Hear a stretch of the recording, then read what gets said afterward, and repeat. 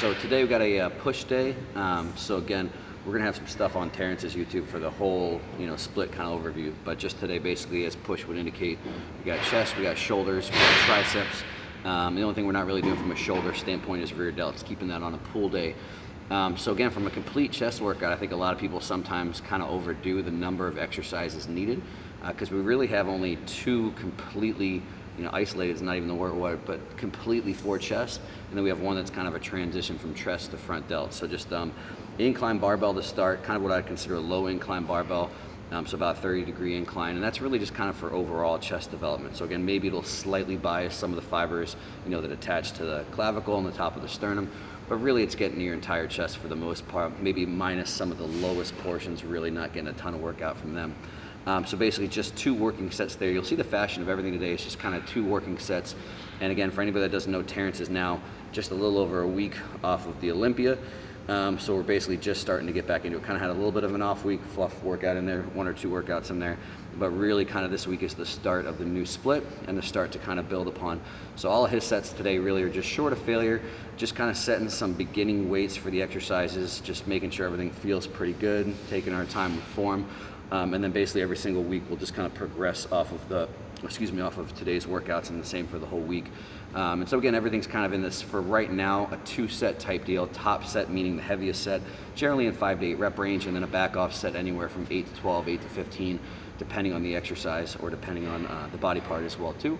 So incline barbell first, then we went to a fly.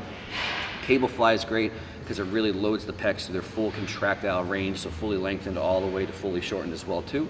And that one, if anything, was kind of more of a flat, almost like a slight decline. So sitting with a little bit of an arch there, really gonna, if anything, bias kind of the lower pecs a little bit more. Same thing, all of your pecs are really working, but again, a little bit more emphasis towards the kind of lower pecs, the things that attach kind of the base of your sternum and to some of your ribs. And so between those two, that's really a full chest workout there. Same thing, 2 working sets there, then transitioned into a high incline on the Smith. And a high incline on the Smith, where I don't really think about too much this whole isolation concept. I really generally can feel my front delts and some of my upper pecs working very well on that. So again, I think it's a nice transition exercise, again, from moving from chest to delts. So same thing, 2 sets there. We also do that on the Smith just for the reason that obviously we start with the barbell exercise first, free weight barbell, and then the cables, so that maybe a little bit of your stabilizers are fatigued from more pressing. So just the Smith is a good spot there, just to not have to stabilize too much. It's also nice for sending those, bottom rack catches too, or safeties, whatever you want to call them, because again, I like to kind of fix my range of motion doing that. So top set, back off set there as well too. And then moving on to side delts, did lying cuff lateral raises. So again, that's just probably my favorite side delt exercise, aside from a good machine, just because there's tension matching what your body can do the whole way through. So again, it's not like a normal dumbbell raise where it's only heavy up here. It's heavy right from the bottom all the way through to the top. Same structure there, 2 working sets, and then because it's kind of towards the end of the workout, I think it's a place where we'll start to incorporate a little bit of pump work. So basically just the 2 drop sets off of the second set there.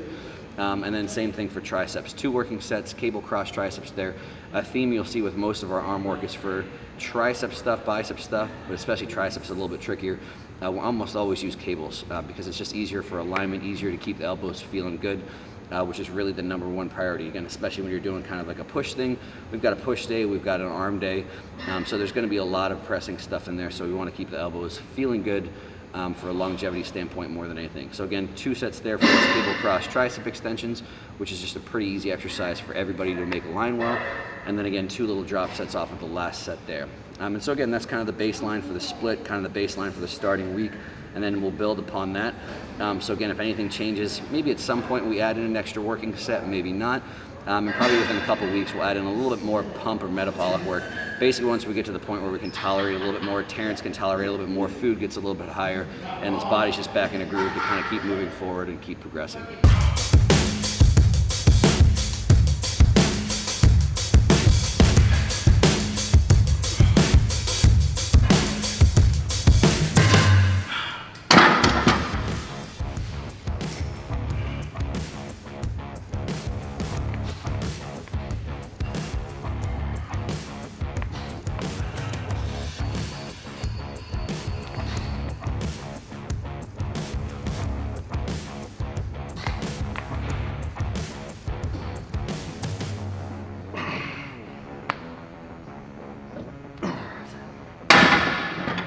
All right, guys, so just gonna talk a little bit about something to consider with grip width when you're doing any type of chest exercise, particularly an incline.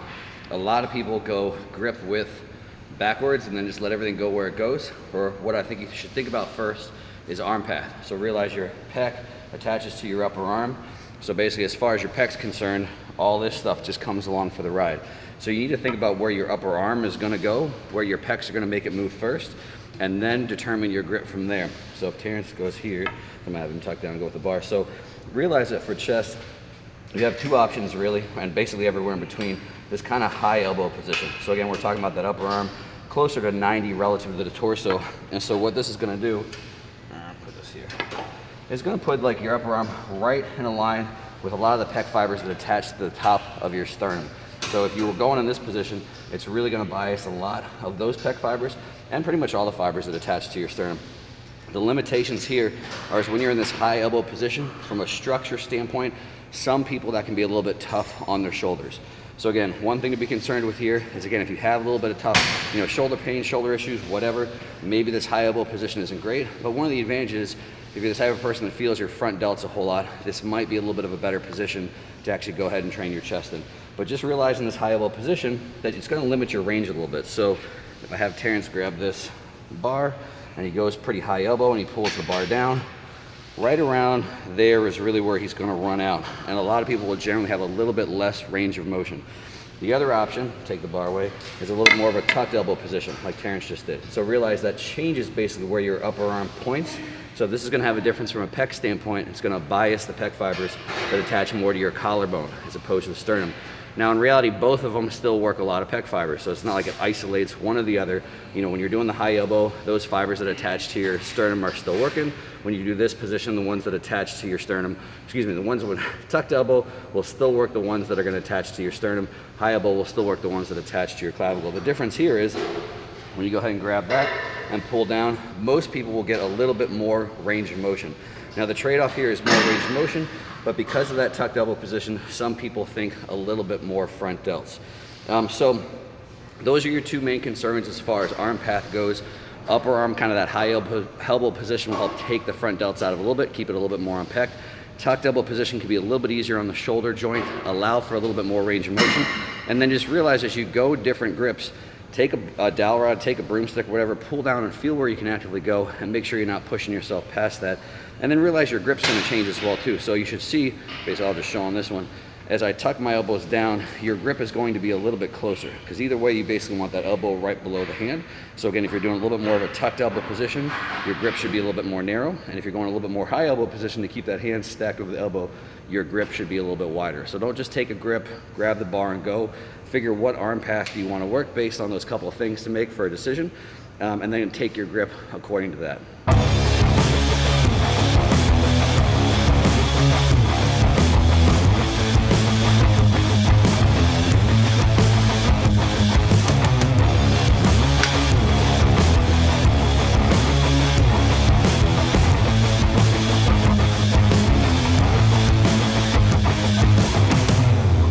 Alright guys, so just a little tip on flies. If you watch back and forth between Terrence and I go, take a look that we both have a little bit of a different elbow position. So some people make too big of a deal of, is it a fly, is it a press? People get caught up on names. Who gives a shit? So again, meaning, just because it's a fly doesn't mean you have to have your elbow completely locked. A little bit of a bend's fine. Even a little bit more of a bend is fine. The big difference is whatever you choose to do, standardize it.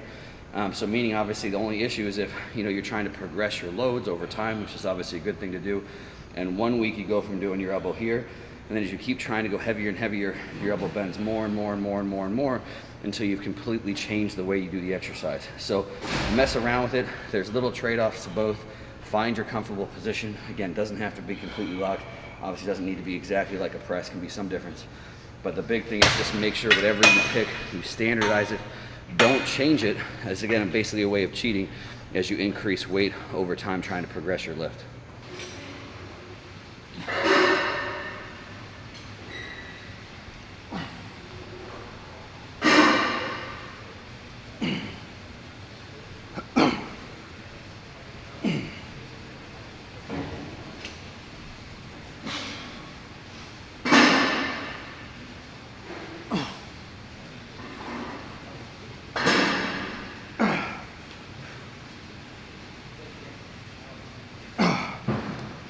All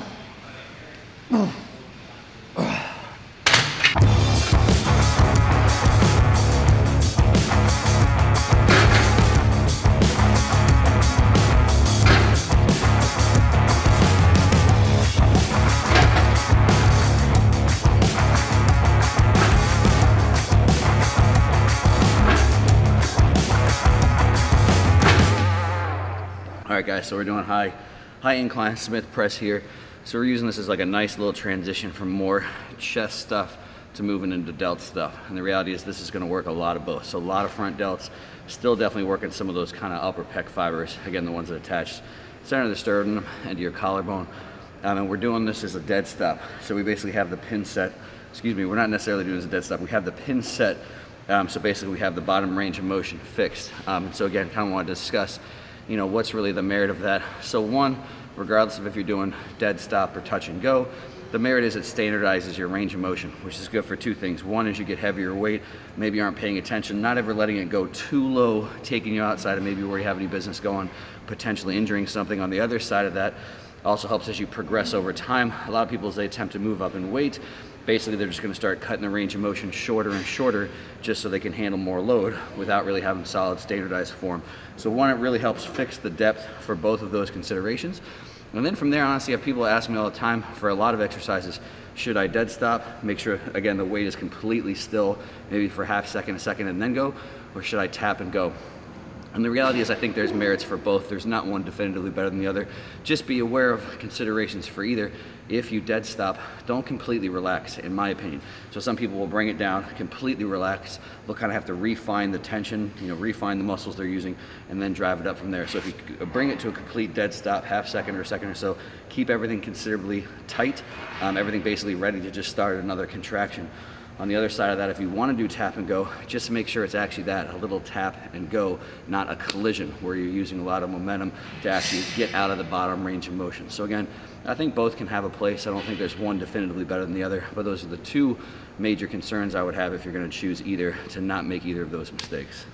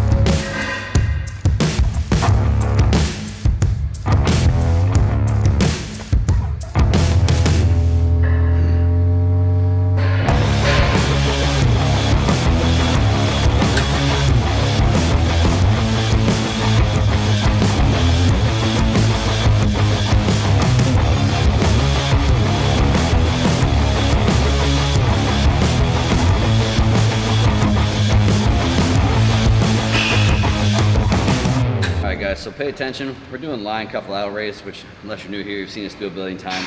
It's still probably my favorite, you know, side delt exercise. Just one thing I want to bring attention to is basically the height of the cables relative to your body. As far as the plane of motion is concerned, basically you can make whether it's this height or closer down to basically kind of thigh level or wherever you would call it, 6 inches lower than there.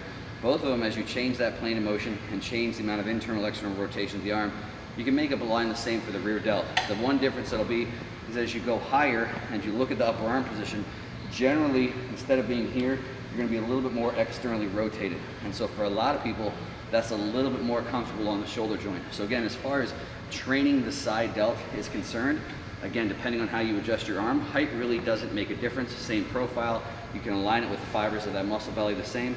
Again, but the big difference here, all other things being the same, is generally you're gonna be a little bit more externally rotated. So if you're ever doing this and it feels a little bit tough, maybe a little pinchy at the shoulder joint, and you have the cables running close to your lap, Maybe try and put the cables a little bit higher, again, because you can get the same effect from your delts, but for some people, a little bit more comfortable on the actual shoulder joint itself.